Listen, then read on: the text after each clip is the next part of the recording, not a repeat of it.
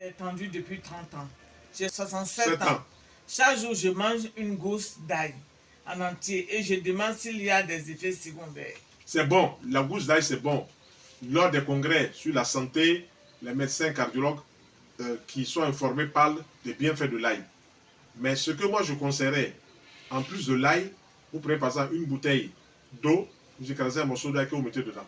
Et vous répartissez donc les 1,5 litre d'eau pour un morceau d'ail, vous répartissez ça 4 fois dans la journée. Vous buvez un verre peut-être toutes les 2 heures. Ça aussi c'est bon pour le corps.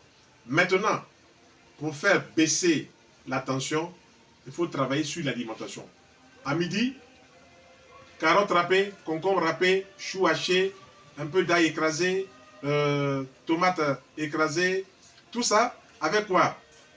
De l'huile d'olive, de l'huile de tournesol, de l'huile de colza, de l'huile de cartame, de l'huile de sésame, une grosse cuillère de chaque.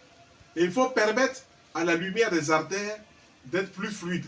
Comme ça, la pression des artères ne monte pas pour créer un problème d'hypertension. Mais dès qu'on parle d'hypertension, ça veut dire que les artères sont trop resserrées. Le sang passe difficilement. Donc il y a une pression. Donc il faut permettre d'enlever ce mauvais cholestérol, d'enlever ces triglycérides qui fatiguent évidemment les hypertendus afin que rapidement ces personnes-là se sentent bien. Donc beaucoup de fruits au petit déjeuner, juteux surtout. Dans la semaine, 4 jours de fruits juteux, 2 jours de fruits secs, 1 jour de petit déjeuner cuit. Petit déjeuner cuit, ça peut être du pain complet ou ça peut être même de la semoule de manioc.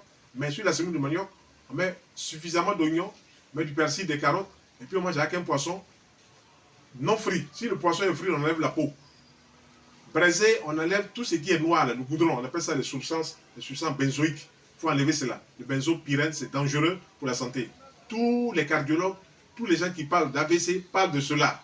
Voilà, parce qu'on est devant le fait accompli que les gens qui ont ces problèmes-là sont des gens qui n'ont pas une bonne alimentation bien équilibrée. Pour l'équilibrer, il faut déjà manger suffisamment de fruits. Pour l'équilibrer à midi, il faut des légumes, il faut de l'ail, il faut de l'oignon, qui sont les amis du cœur.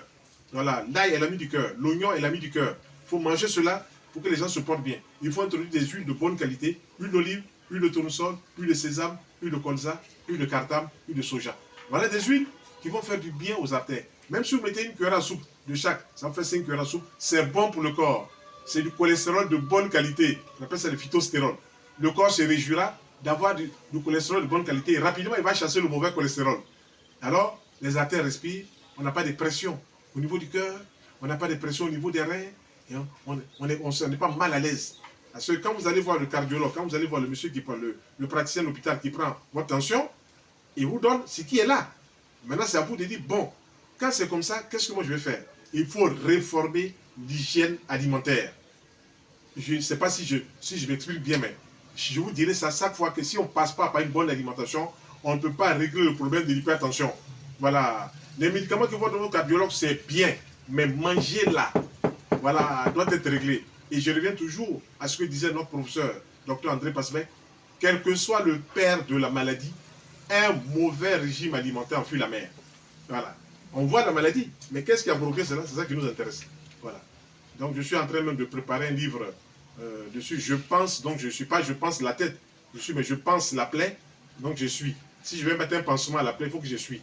Je ne peux pas mettre un pansement alors que je n'ai pas su en mesure. Donc, si je ne vois pas les causes qui ne nettoient pas, je ne peux pas guérir la plaie. Voilà. Donc, on aura l'occasion d'en parler. Voilà, je vous remercie.